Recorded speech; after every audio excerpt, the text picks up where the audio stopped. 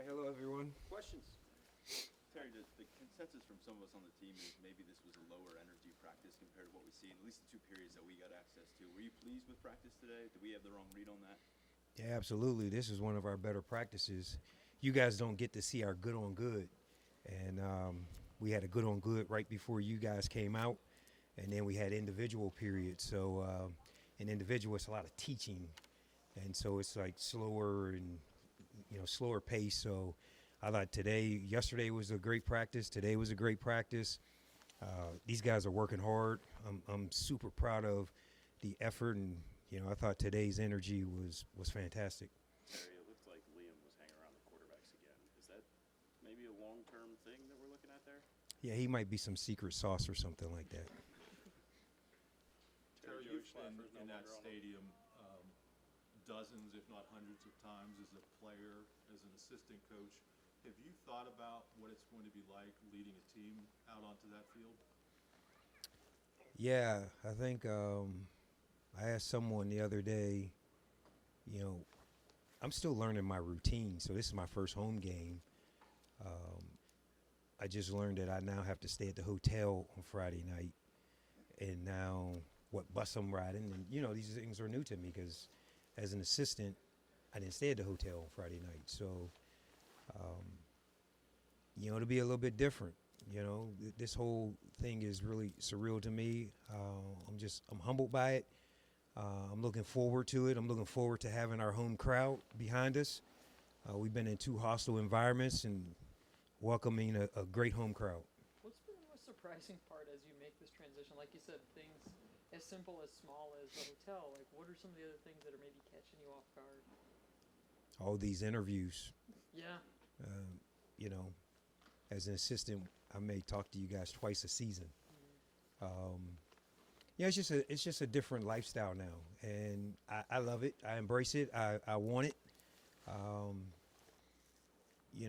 I'm in charge of everything. I'm in charge of the meals. I'm in charge of the timing of practice and how practice functions and what periods we do what, and the uniform code. Does the coaches wear this or that, or it's a huge program, and there's a lot of little things that no one even thinks about that now they're on my plate, and I wouldn't have it any other way. Terry, Joey Schlafford no longer on the roster. Do you anticipate having more departures between now and the end of the regular season? And are you having those conversations with guys currently since he left in the last few days? Joey made a decision to leave. We respect that. I don't anticipate anyone else leaving. The morale's been really good. At the end of the day, we're going to play with who is here, and our roster is still here. These guys are excited to play a great Indiana team this weekend, and they're preparing to go play hard for Saturday. Hey, Terry, having coached with Manny Diaz, it's the only defense that I've seen that kind of feels similar to what you're going to see this weekend. Does that give you any insight into a defense that likes to move and be as aggressive as this one? Yeah, Manny's defense was a movement defense. It's a vertical defense. These guys are that way. They move a lot. We have to make sure we stay ahead of the sticks. They pride themselves on a lot of movement, getting you behind the sticks, 2nd and long, 3rd and long. It's tough to call plays that way. We got to get positive yards. We got to get 4 or 5 yards on 1st down. That way we have a couple downs to chip away at the 1st down. So it is challenging. We're preparing, but we've seen it. We still have our prowler package on defense, and so we get to see it with our good on good in practice. To follow up on the question about Liam, do you have any sort of update for us on Smolik for either this weekend or through the end of the season? Yeah, Smolik is still week to week. We're hoping we can get him back, but we're not quite sure. I'm sure you guys recognize Kritzer wasn't out there today. He's sick, so there's a little bug going around. A couple guys sick on the team. We're just trying to nurse them back. You mentioned that things are different now for you personally, but also coming home after 2 weeks on the road and a bye week there, the emotions of being in Beaver Stadium, how much can a different energy help this team as you guys try to crack back into the win column against a difficult Indiana team? Yeah, we need momentum. We need our crowd to cheer us. We need support. We're on the road. There's you know, we have a small faction of fans, but you can't really hear them. They're drowned out. Like anything, it's a family. We need family. We need that support to encourage our guys, you know, when it's tough, that, you know, keep moving forward, keep pressing forward. And, you know, it's home field advantage. It's Beaver Stadium. It's where we should be cheered. And, you know, we welcome a great crowd and great intensity from the crowd to help us, you know, push forward to victory. Well, and the crowds were somewhat hostile in the last couple of home games before James got fired and things like that. Like, how much did that affect the team? It's not just yelling at the head coach. The kids hear it too.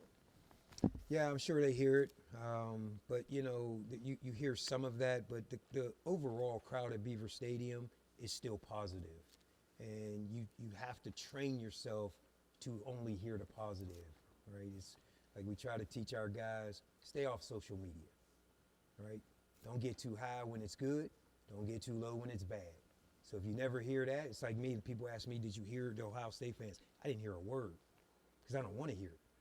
And so I train myself not to hear it, and I just know what I need to see and what I need to hear, so just keep it moving. We're trying to train our guys that way. Terry, kind of going back to your first game as a head coach at Beaver Stadium, I know you're more worried about the game, but on the external side, is there maybe extra family coming up, anything? I'm pretty sure your family was there for your intro press conference, so. Yeah, I got a big family. They support me very well. You know, bowl games, I usually have 20 or 30 there. There has been a heavy ticket request for this weekend, so a lot of my friends I grew up with, a lot of former players that played with me here. I've had tremendous support. I'm just thankful for my supporting cast and my family. Yeah, there's a lot of people coming up this weekend. Easier to get tickets now?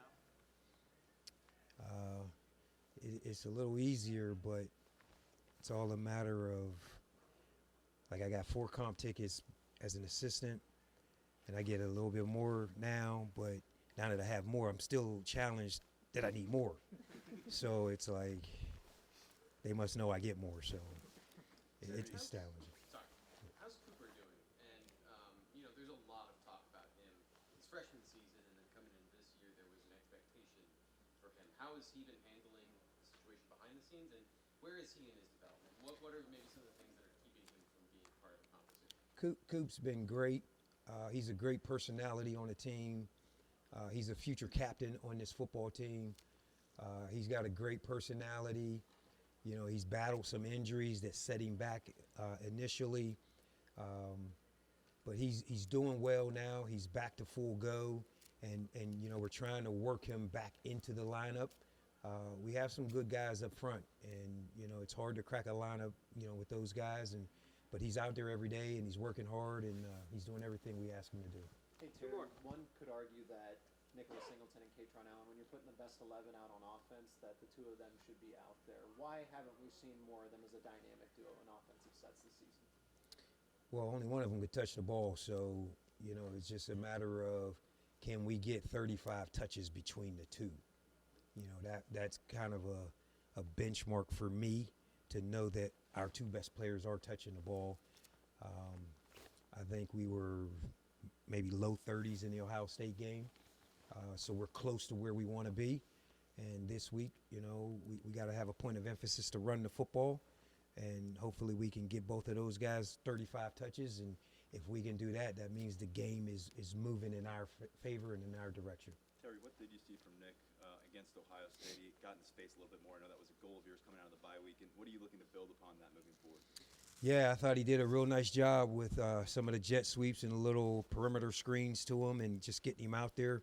You know, he's really fast and talented. We want to expand upon that. And, you know, we feel like, you know, the first part of the season, he wasn't running the ball the way or as effectively as we would like. I thought at the Ohio State game, he started to look like old Nick. And our job is to keep that going and getting back to old Nick. Thanks, Terry. Thanks, Terry. Thanks. Thanks, Terry.